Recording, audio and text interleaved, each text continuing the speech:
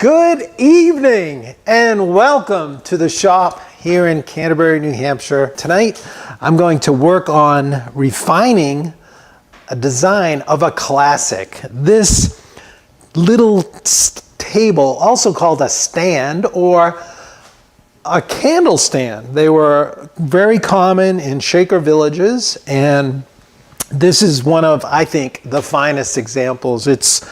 It's just the ultimate stylist, minimalist, elegant piece. The Shakers were known for creating furniture without any ornamentation, no self-aggrandizement. It was all meant to hands to work, hearts to God, and none of that full of yourself thing, like I try to do on most occasions with my decorative work. No, I love working with the Shaker because it's all about form, and in their intention to be minimalist and to not have a lot of flashy bells and whistles, they actually created some timeless designs. I mean, these pieces can work in contemporary environments as well. But I made this table a little while ago, and tonight I'm going to revise it a little bit, and then I'll show you a couple of the key techniques to making a table like this. I think I refined this design about 20 years ago. And I used this book, John Shea. This is a nice book to use as a reference for Shaker furniture. And there's a lot of measured drawings in here. In the back, there's a little section with Shaker tables and these candle stands. So here's a very slender candle stand. But this one on the right, this is the one I think is the most elegant. I just love the clean, smooth lines of it. The way you have this leg, well, I can show you on the drawing. It's sweeping out over, and then it sweeps back in, almost like an OG curve, and then up into the column. Well, let's look at the real table. We got the same thing happening here, sweeping up, over, and then up into the column. Then you have this subtle repeat where it sweeps over and under, up into the column again. So it's really a graceful piece and deceptively strong for its light construction. I used these measure drawings to figure out this first table. And if you count with me, this is that old 1-inch square diagram. You've got 6 squares underneath the base of the column. So 6 inches off the floor, you should have the base of your column. And then the leg itself goes out 1, 2, 3, 4, 5, 6, like just about 9 inches from the column, the leg goes out. And then you can see the leg is 4 inches high. So the top of the leg is 10 inches off the floor. Okay, and then you got the column. I won't get into the column right now. But I'm mentioning this because I built this table just like this, and I look at this, and after I built it, it didn't look like this table to me, okay? It's bugging me now. It's been a long time, and I'm like, something was not right with this, because it's fine. Most people may not notice it, but I think by the end of this tonight, you'll notice it with me, if not right off of the bat. So if we measure what I've got here on this table, from the floor, I've got my 6, then I'm 10 to the top, just a touch over, and my leg goes out. I can't really measure that for you, but you can see that it's generally pretty close to 9. And I'm telling you, it's there because I laid it out before I calculated the curvature and all that. But if you look at this table in the drawing, I don't know if you can pick this up, there's kind of a vaulted feeling out of the base. It has almost like a Gothic arch looking nature to it, where the foot is coming up straight for a little bit and then it sweeps. Now I know it's kind of at a diagonal to you, so it's not exactly the profile, but it's giving you more of an arch than this table does, I think. So I have since looked at a number of other measured drawings, like this one in Casset's book, for instance. But you've got a couple different types here. You can see how varied these are. We've got one with a very kind of high arching. You can tell that one doesn't go out flat and then drop. But it's got a very kind of slender column right here. So they did vary somewhat. So I've been looking at a lot of them, and I'm looking what would be, to me, the ideal one to reproduce. So I want to just tweak this design a little bit in the direction where I think it needs to go, because we're going to turn this into a drawing, a measured drawing, an actual full-size drawing, in a course. Because last time I made this piece, which was derived or inspired by the cherry candle stand. Now, this doesn't look anywhere near as elegant when you look at that, right? With the turned elements and rounded off. But this one was designed without, you could make a pedestal table without having to turn the column. And that's why this table features a hexagonal column into which the legs are all joined. And I showed in that video 3 different methods. So this, if you're new to this table is also available if you wanted to build it. We've got the measured drawings. But in making this, a number of people said, are you going to make that of the shaker candle stand too? And the only reason I held off is because I wanted to make this change. And tonight, we're going to make that change. And to do it, I want to show you, this is the pattern. It actually includes the dovetail tenon on there. So if we flip this up, see a nice little dovetail in there, about a 1/2 inch long, and it's about 3/4 of an inch wide at the bottom to match the thickness of the leg. And it slides all the way up into the column. This is a classic joint of a leg into a column called a sliding dovetail. This one, if you look at it though, it's got a nice rise, and maybe at the end of this you guys are going to go, I don't see what you're talking about. But it's one of those things where if you look at it a lot, you start to gain like kind of a sensitivity to what it should look like. In looking at the cassettes, and also one in the, I think this was from this was from Fine Woodworking, another measured drawing from Fine Woodworking. If you count the squares up to the bottom of that column, there are 7. So 7 inches off the floor to the bottom of this column. And this was supposedly measured from a shaker candle stand. So I decided I wanted to try to vault this a bit more, get a little more upward kind of ascension here, so it would feel less like this flattening out transition that you get with this one. It comes down, it just feels a little squatty. The base feels like it's been squished. So these could be slightly more elevated so we come up and into the column a little more gracefully. That's the goal, all right? So I did a little drawing. So I took my regular leg, and now I made the baseline actually about a 1/2 inch off the bottom of this board. So you can see the bottom right there. See that? And then I came up from that line 6.5. I'm adding a 1/2 inch. And then I've got the same 4. And I used this leg as a pattern to kind of help me get a similar curve, but the whole thing is like a little twisted, a little more vertically. And I got the same feel and the same thickness of the leg up through there. So I think I got something that was going to work well. And if you've seen some of the other videos where we make templates or patterns from the drawing, I slipped a piece of 1/4 inch MDF under the drawing, stippled a poke through with an awl, and then connected the dots on the MDF and sawed it out to make a pattern. And that's what I got here. So sitting right in there, I've got that nice silhouette, and I'm there. Now, I have to add that 1/2 inch depth for the sliding dovetail to be cut on, which I did. And then I also add a 1/16 of an inch to the end of that, and also to there. And I'll show you why in a little bit. I like to trim that off square, so I have a nice square, flat, true angle there that I'm going to create my joinery using as a reference.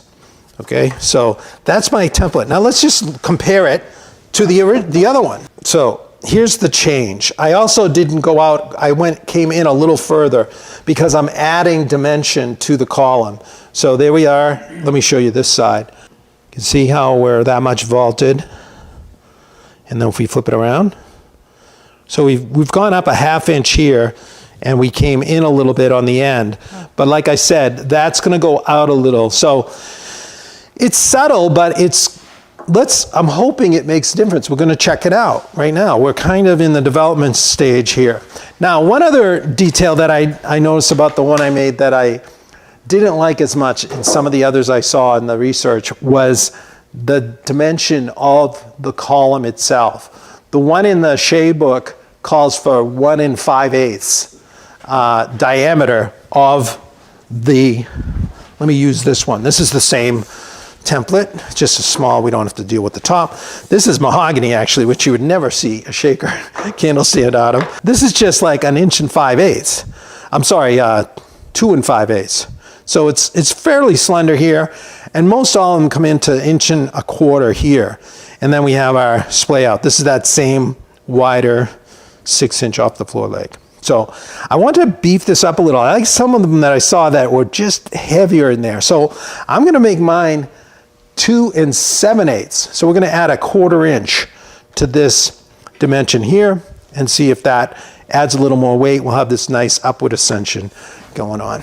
Now, once I've got the drawing like this, I wanna make a template for turning. So this is all I do, is I just take a piece of 1/4 inch stock. It could be anything, it could be MDF, this is a piece of plywood, and I set it on my drawing, and I use the actual reference lines to create the pattern for turning.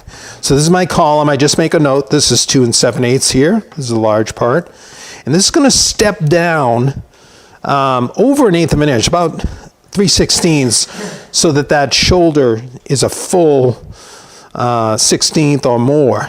And then up at the top will be 1 1/4 and 2 inch for the section just below the cleat, which we're not even gonna get into tonight. I have my blank. I'm not gonna do any turning tonight. I decided it's kind of hard to move my lathe around and also to do it well in such a short time. This piece is about 19 1/4, and it starts out, it's just under 3 inches. So we've got a nice chunk of cherry here, and I did turn one earlier. I just turned, this is how I turn it before I cut the joinery. This is cool because we're gonna use a jig to cut our sliding dovetail.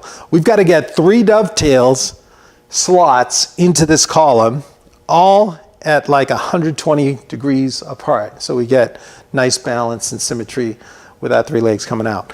Now, this is turned so that this section here is to final dimension, and this right here is the heavy part of the column. So this will be our column with our legs coming out right here. And so we've got our heavy part here, and then right in here is going to be turned quite thin, but I'm not going thin right now. I'm just going to turn it under that dimension. And up here, that top little section that sits below the cleat, that's a 2 inch in diameter. But for right now, I'm going to just turn this the exact same diameter as my widest point here. So this is, with the calipers, this felt exactly the same as right down here. That's important for the jig, because we want this to lay into the jig and be perfectly parallel, because we're going to cut those dovetail slots in here. After we get our joinery in there, we can go back to the lathe and turn the rest of it. So then we're going to turn our dimensions down, we'll turn the shape into our leg. We can even try our legs out before we're committed to the final turning. It's not until you cut off your tenons that you're pretty much committed to the dimension you have. So this is the style that we're going to use for our jig, and I'm going to set up our jig now. All it is, it consists of a box of built up ply, laminated plywood, and I've got a couple layers on each side. This was older, and I had to run it through the, I skimmed it on the joiner and then sanded it, so it was dead straight. It wasn't, I was kind of scavenging this off another jig I had. And then I used the base plate, is 3 layers with a V-cut in it, and that V-cut makes it centered, so this post is going to sit in that V-cut and it'll be centered in this space. So everything is equidistant and nice and true. So So that's going to set us up to cut a nice true dovetail slot right into the column. So the way it works is the post with the lower section where we want to cut our sliding dovetail is going to sit toward the bottom end. And you notice I got a couple pieces of 220 grit paper stuck into the V. That's to keep the post from slipping. It gives it a little extra grab when we torque it down into the jig. I'll get it in there. And now I've got this jig made so that I've got this little ratcheting strap clamp that goes over the workpiece, and then I'll snug it right down when I get it into position. I've got a cleat on the bottom to hold it in the vise, and I've already made these little tick marks at each of the 3 points where I want a leg. Actually, the leg is going to be opposite of that tick mark. So if there's any reason or blemish on the post you want to get rid of, you want to align that opposite of your alignment mark. I made those marks at the lathe using the indexing head, which most lathes have, where you can figure out thirds like that. All right, so let's get it into the vise. Tom, Michael's asking, is that a solid board for this, or did you glue up boards to make the center column? Oh, Michael, great question. It is a solid board. You really want to get a 3-inch piece. It's designed so there is 12-quarter stock available where you can get a chunky solid piece. You just don't want to see glue joints on a beautiful fine piece of furniture. Plus you're going to be cutting this beautiful taper, and those glue joints will halo into the picture, and it's not very pleasing. So you'll commonly see that in, manufactured furniture, and quite often you'd never even know because the finish is somewhat a paint. It's so opaque and colored that you could have a white wood under there with a mahogany finish that has been laminated and glued up. Most times that's how it is. Another thing that gets often asked with piecing up is end to end. Like sometimes tall post beds, they are joined that way, and that's very common in manufacturing in a lot of cases. But the original ones were one solid post. Now, you can get away with that easier than gluing up for thickness on a post like this. So another method is obviously the hand cut method. And that way you actually cut the dovetail on the leg first, and then through a series of, you knife it on the end, and then you actually cut up into the post and just keep advancing the sliding dovetail all the way up in. That's how we used to do them. This is going to make you, it's not a lot of time invested in this. And when we do the video course, I'll go over making this box and what went into it. Now I'm just going to do one right now. I won't do all 3, but I'll just show you how we get into one. All right, so I'm locked in. I got my tick mark in the center of the V groove at the bottom, and I'm going to skim off the top. Now, I set the router. I've just got a router here. It's got a dovetail bit in it, but this is not the dovetail bit. This is a long kind of tapered dovetail. I just like using this to create the original flat. Okay, what we're creating first is a flat on the leg, and then we're going to run the dovetail slot in, and when we make our foot, it'll have a flat and a dovetail channel to go into. All right, I'm just going to use this to create the flat. There's ways of doing this by hand that I'm not going to talk about tonight, but you basically lay out alignment lines, and I do it a lot on the lathe when I'm doing it. But so this is going to run down, and I'm just going to skim down both sides here and create the flat. I'm not trying to get exactly 3/4. I'm going to go a little wider than that, so that if we miss dead center with our dovetail, it won't be enough, and we'll still be on the flat. And it's easy to make that flat disappear if it's more on one side. Okay, here we go.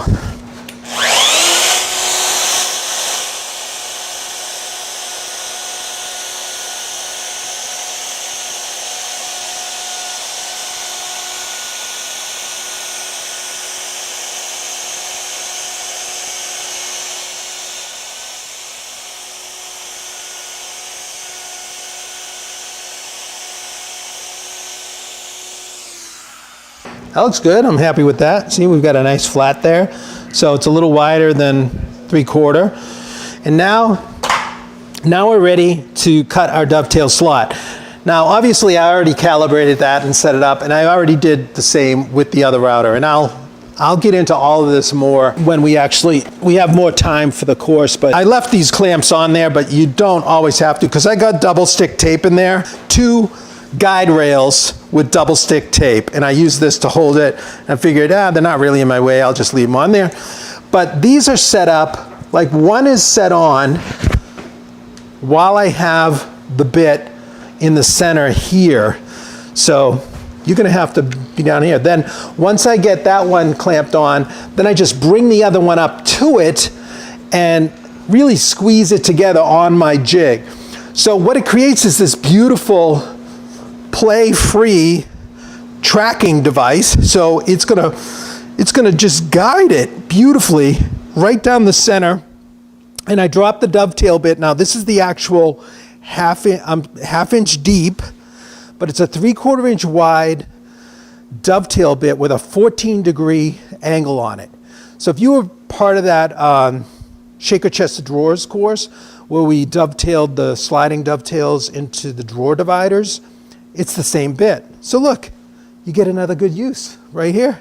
All right, so we're gonna just plunge, and I'm gonna move in slowly and one shot. This looks like maybe a lot of material, but this is actually kind of an easy cut for a bit because we're cutting end grain, and it's not as hard on a bit to cut into the end grain like this as it is coming into the side grain. So, but you still want to go slowly and let it do a nice clean job, and then I'm going to come straight back out carefully.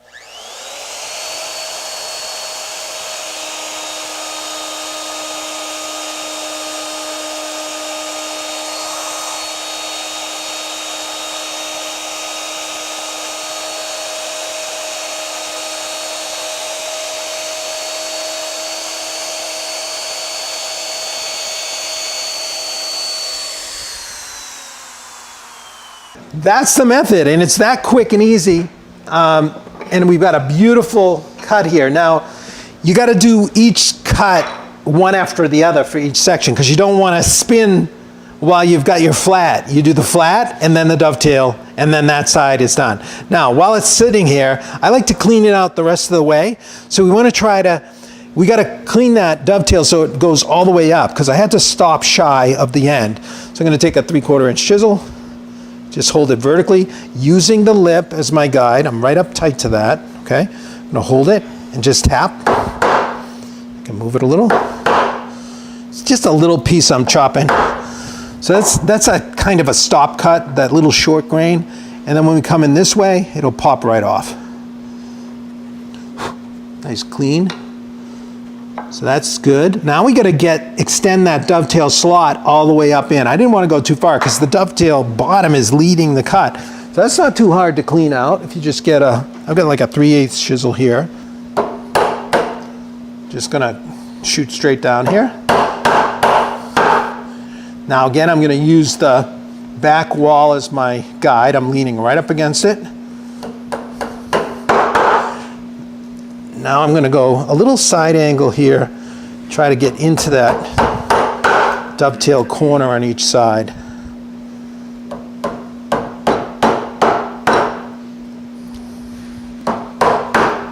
Okay, now we'll just come in this way.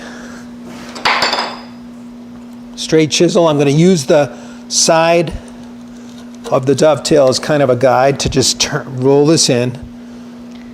Tom, Brian's asking, can you comment on using a straight bit to hog out the center and then follow with a dovetail bit? Yeah, sure, Brian. You can definitely do that. A smaller bit, just down the center to do like a preliminary cut.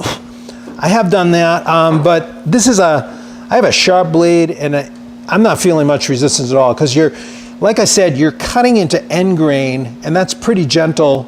As it's spinning, you're coming at the fibers in a different direction there, where it's pulling them from the side, but you can relieve it with a straight cutter, like a narrow one, so you get rid of some of that waste, and then come in with the dovetail bit. That's certainly, you'll just need to have another router set up.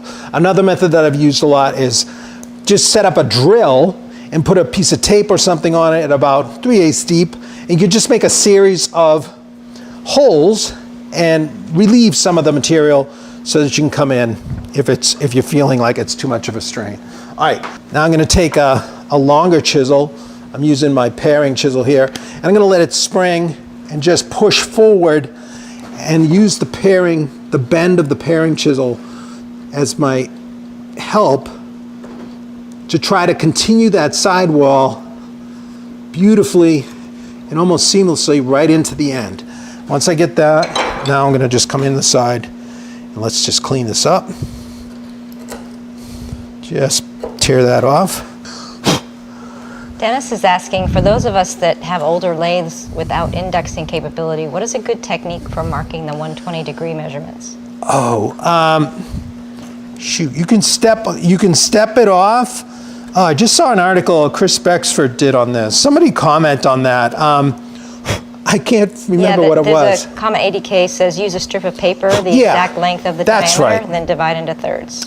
Exactly. So wrap a piece of paper around the diameter and then mark it and cut it. Then you can just fold it into thirds, or you could mark it off that way. And then you've got you can measure it, then wrap it back around, and you've got your seam as your starting point, and then the other 2 points.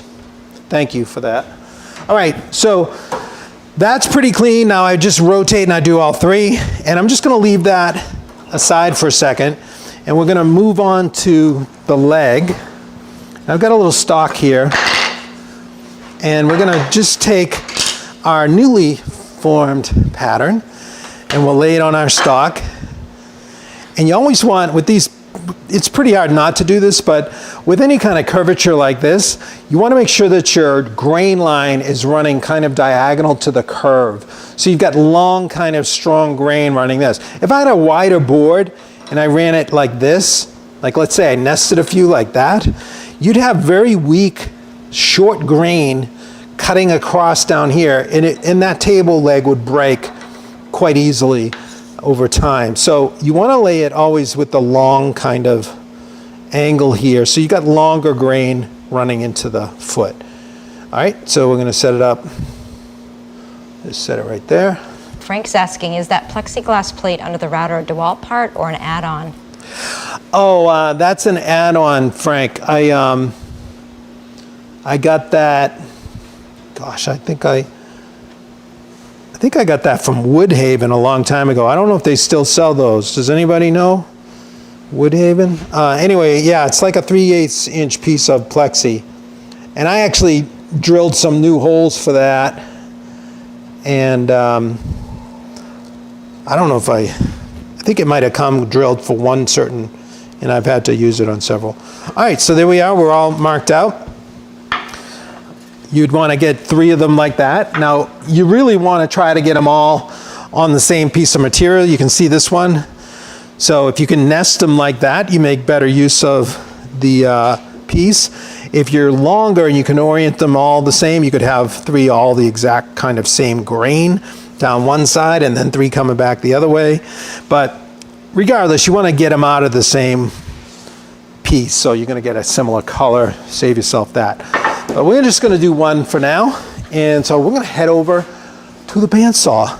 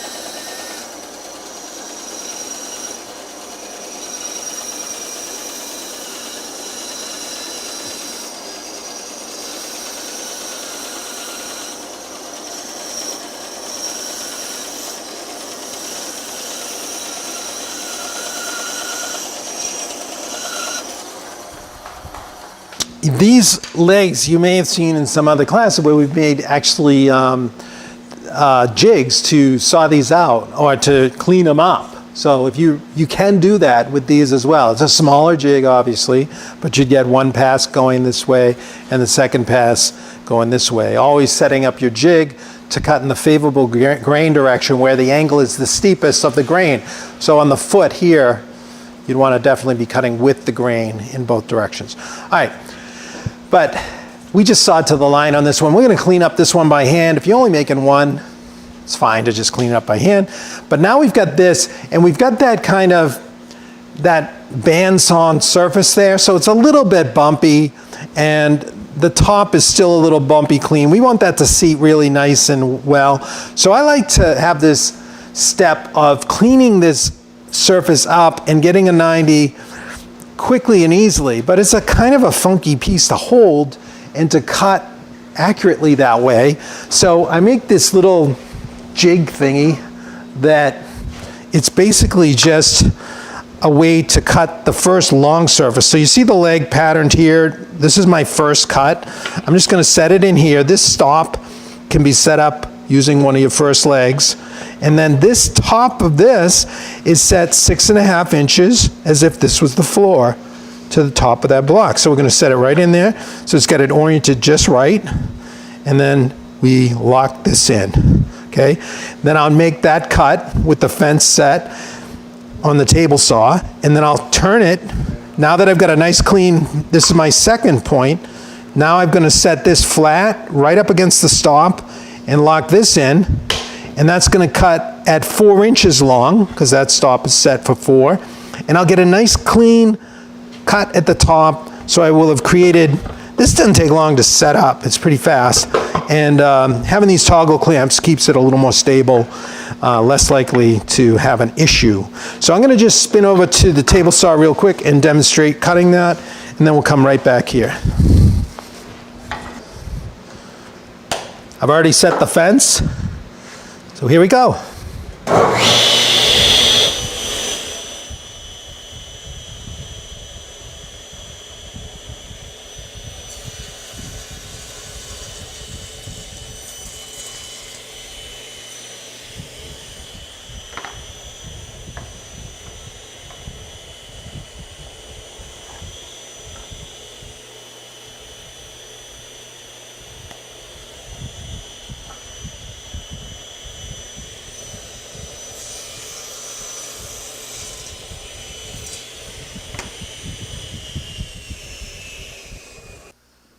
All right, now look at that. We've got a beautiful leg. It's not been cleaned up yet, but we've got a nice, crisp, clean 90-degree angle. We know this is oriented so that that leg going into the column is going to get it to seat right at 6.5. Everything cool. All right, so now we've got to cut our sliding dovetail.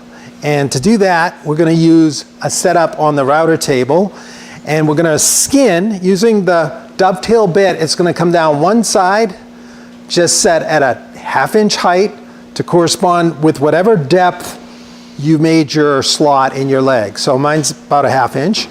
And the thing you want to do is save some of your scrap pieces, your cutoff pieces from there, and cut them square. And this is going to be your test piece. So you're going to really dial in this little setup to cut a nice dovetail that slides beautifully into the column. You don't want to fight it, but you don't want it sloppy either. You want it to just fit smoothly without fighting it in. So that's what I did earlier. I went ahead and used a cutoff piece, and I set it up to cut these. And I'm going to show you right on this router table. Okay, so we're going to hold the leg flat on that freshly sawn surface. And I've got this piece of maple, a little inside corner angle that I made from hard maple and shellac and waxed it, and then cut a hole in it for the dovetail bit. The first time you use it, you can actually just gently swing your fence into it. What happens is when that pokes through, it actually is going to give you a 0 tolerance, like a really nice cut. So what you have here then is a super stable, accurate floor to run across to cut your dovetail. If you've ever used the plate on the router, there are filler plates discs that never quite get perfectly in plane. Maybe there's some plates out there that do, and you get a little bumpy ride as you go over that. You don't want a bumpy ride here. You want a smooth sailing, because you're making a beautiful dovetail that you want to go into that column perfectly. So we're going to make one cut on this side, and then I'll turn it around and I'll go this way. Now, one thing to address, the grain direction. Okay, because we went with that steep angle, when we make one of these side cuts, we're going to be cutting into the grain. So when we run this side, the bit's spinning this way, so we're going to be cutting favorably with the grain.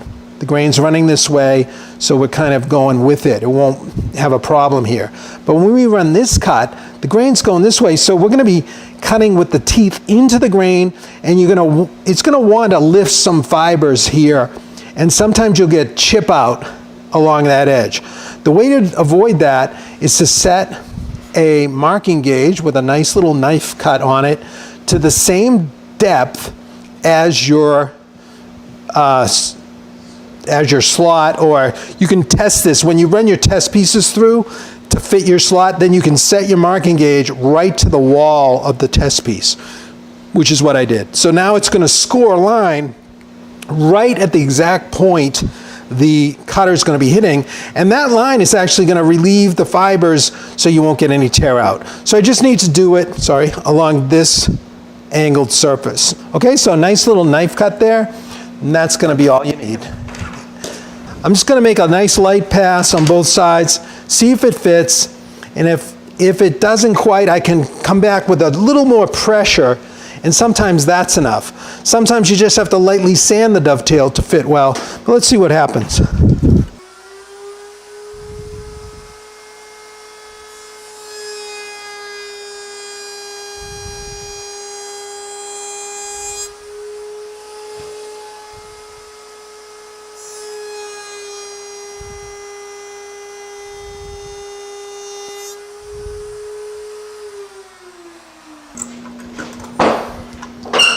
Let's test it while it's in here. Sorry, I'm talking loud. I'm going to put this right in here. Fits beautiful. Look at that, right up to the top. Now, when I put it in, I noticed it didn't quite seat all the way, so you might want to take back your applause. This is where you want to check and make sure that when you cleaned it out earlier, you cleaned it out enough so that the leg will go all the way forward. And sometimes you'll feel it binding right near the end. And so that just means when you did your sidewall clean out, you kind of didn't quite get it all the way. So I'm just going to see if there's any residue in there. But isn't that fun? I mean, you could knock these out. You could rough out all the joinery for a few tables in pretty short time and have all your Christmas gifts. I mean, you make this in curly maple, it's outstanding. All right, I still got a little thing in it. Oh, a little debris there, I can see it. Gotta clean everything out. This is like, I should have just said it was perfect. Who would have known? Gotta get those little guys that don't want to come out. Okay, see how that works. Perfect. Doggone it. No, it's fine. All right, so I'm gonna take it out. I'll work on it. There's something still a little annoying, slight out. Because you wanna make sure all of those are dead up there. You want a really nice seam at the top. So then you can slide out of your jig, and your jig is ready for another day. There's something wrong with this though, right? Our leg isn't right. So once I got this, I wanted to start shaping my column and actually doing a test of it and see how that goes. Now, some of the beauty of these tables is the way the leg comes up and in, and it's got a slight radius over here, and the radius conforms to the radius of the column. Those are the good ones, I think. Now this one needs to be detailed because it's not usually that far off. This leg was actually made with another jig that I made that I could actually route this shape all in one pass. it routed the shape of the leg and the radius on the top at the same time. That's the radius that we'll put on last, but we're not going to really get to that tonight. I just want to show you that I had a column like this. I put 3 legs in, and then I turned the column. Now this is the 2 7/8 column. So we're going to get to take a look at what it looks like with 3 legs that are in. They're not cleaned up yet, and I numbered them because I fit each one in at the same time. Now if you go a little far on one of them, like let's say it's real sloppy, you can just glue a shaving on the side. Like this one's a little bit loose there, so you can glue a shaving on the side of the dovetail, little sanding, and you're good to go. So get these 3 in. Come on.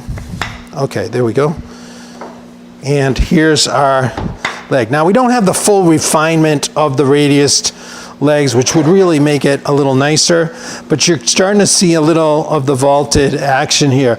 So this column, what's nice about this is you can try your legs in there and then see how you like the relationship of this turned, kind of like a bottle shape, right? It's often referred to that way, into the legs, or if you want to change it. Now, I might want to push this down a little bit further, but it's just an eye thing, and I like to take it to a certain distance, like especially when I'm creating the original prototype that all the others are going to be patterned off of, and look at it the next day, you know? It's like you wrote a letter or something. You're like, I got to think about before I send that. I'm going to look at it the next day. Well, that's what I'm doing here, right? So I've got, now we can look at these 2 in parallel. I don't know if you can see it from where you are. This one's more slender. This one's up a 1/2 inch more. And you've got that fuller bottle shape here. Now I could go a little thinner right in here. So you can play around with that till you get it just right. And once so I'm still ready to go back in the lathe. I can just take this out, go back in the lathe, and tweak the column until I get it right to where I want it. I would then make a little line across the top of the leg to follow that radius and blend it in to the leg. I'll show you one little quick. I've already made my little pencil line with a 1/16 inch spacer. This is the do by hand method. I like to just take a spoke shave, or you could go to a belt sander, like one of those horizontal ones. You know, you could have a flat belt and just turn it. You could put it on one of those large spindles and get that, but I'm a little nervous with those sometimes because they just follow, quite often they follow any irregularities in the saw cut. So you end up with a smoothed out waviness. I don't know. Same thing on the bottom. So I just find I have such control with the spoke shave. If I'm just doing a couple, I like to just bring this, because it's taken off all the high points really easily.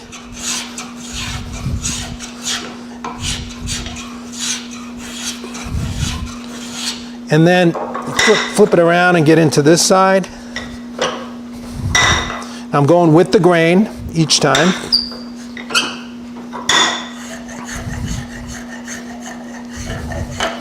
And then we come into the transition here. I cannot use this spoke shave anymore. So I also can feel that's got a nice smooth kind of transition to it there. So then I can come up in here and I can use a rasp and a file.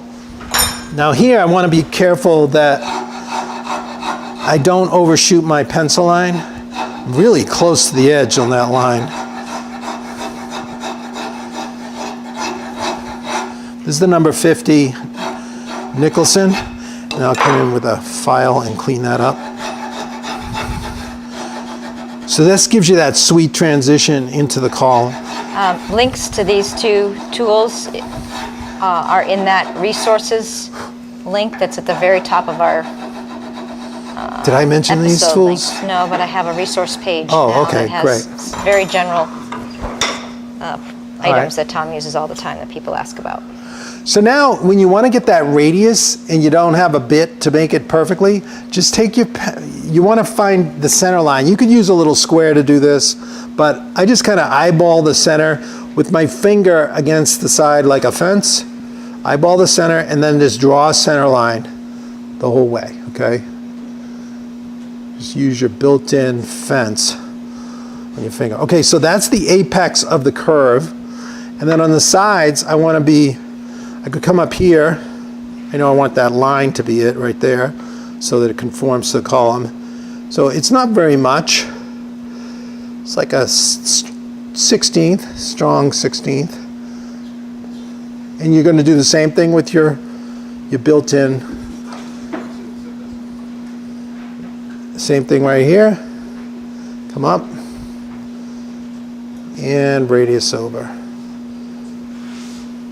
All right, so then once you got that, now you can just kind of eyeball it to that. And this is pretty forgiving. You don't have to worry too much when you do this. You can worry on other things, but not this. All right, so I'm going to lean the spoke shave over till I get down to my guideline. Pretty strong, about 30 degrees. Okay, now you want to bring it up to like 17.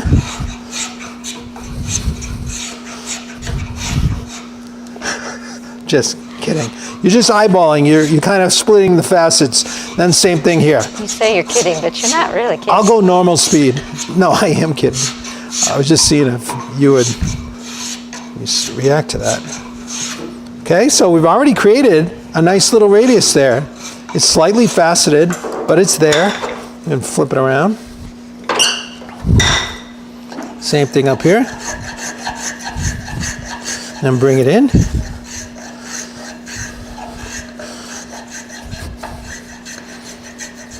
I always enjoy this part. There's something about it that's, you're sculpting the shape and you're putting a little of yourself into it. It's like so many of the things that are machine-based, you've got a machine between you and the work.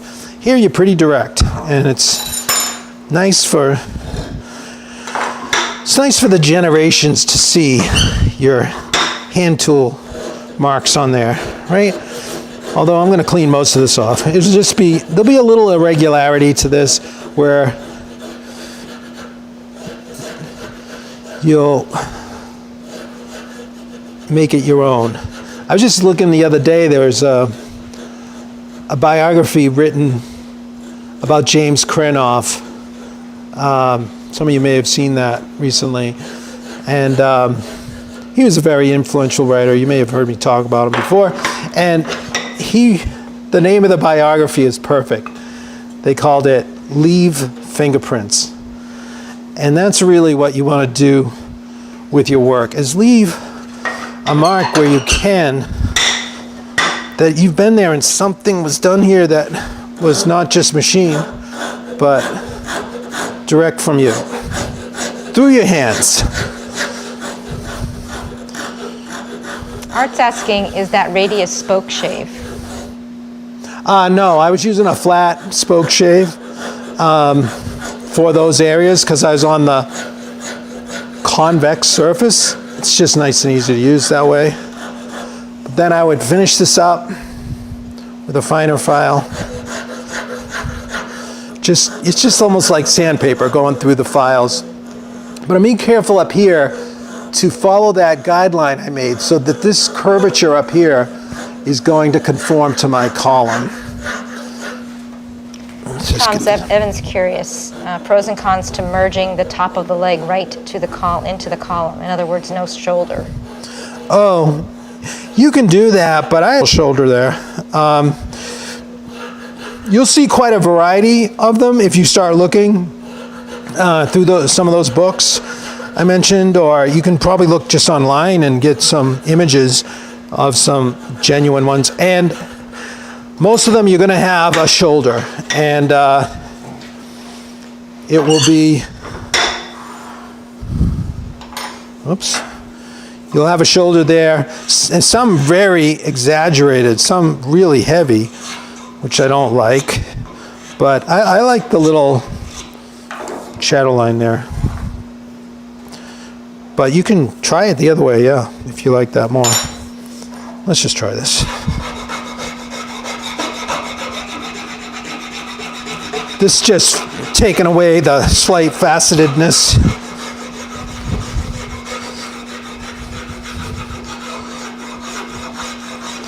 You could create a pretty nice radius quickly like this. It's soft, but it's pretty nice.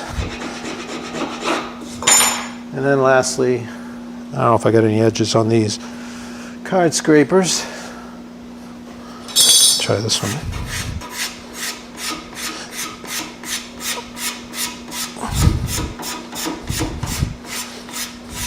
Bob says that you need an hour showing how to make the jigs. Who? Bob. Yes, Bob. An hour showing how to make the jigs. It would be a great hour. Yeah, I will definitely include that. The tool jigs, not the other kind of jigs. The tool jig? What? We don't need an hour of your dancing. Oh. What? That'll be a special. We should do a special session of Shop Night Live. All my best dance moves. I should get my niece up here. She was an Irish step dancer. Yeah, she was great at that. All right, so this would be sanded. Usually I like to use a little palm sander, but let's just hit it with quickly here with a little 150 just to get the approximation of the curve. I could go a little heavier than this, which I would if I wasn't hurrying. But main thing I want to see is how it transfers or transitions into the column. So let's check it out. Okay. See how we've got that little curvature there at the top, and it's softened up the leg a little bit. Let's put in our other leg. That one's a little loose, that leg. Okay. There we go. All right, so let's put it on the floor for a second. And I actually have a top. And this is not going to be correct because this tenon's still too long. This is going to sit about a good ½ an inch or more lower than this, but I'm just going to balance this in the center-ish so we can start to get a look at it. Do you see much difference? This one, this is a lower, a little pushed down more. This is my more vaulted one. I feel much better about it. I'm going to tweak it a little more, and I think we're going to have the master to copy from all the others. This is going to be a beautiful project. I think you're going to enjoy it. I'm going to work on getting it finished up, the drawings, and we'll get a finished version where I may tweak this a touch more. We'll be putting a cleat on here with beveled, nice hand-planed edges and a wedge down through the tenon and a beautiful top and a nice finish. And we'll go through the whole jig and everything. All right, everybody. Well, hope you enjoyed that. That's a little teaser to one of my favorite table projects and gifts to give. It's beautiful because it doesn't take much materials. You can find some gorgeous curly maple is exquisite, like on a little table like this. So much variety, so many options to go with. And of course, you can always go with the classic cherry table like I have here with an oil finish. Remember, if you're not subscribed, please go ahead and consider subscribing and sharing and liking and hitting that red button so you never miss one. And if you want to go deeper with us, head over to epicwoodworking.com, join our mailing list, and you'll never miss an announcement like the one we're going to have soon about the course we're going to have here with the full-size drawings. On behalf of our live studio audience,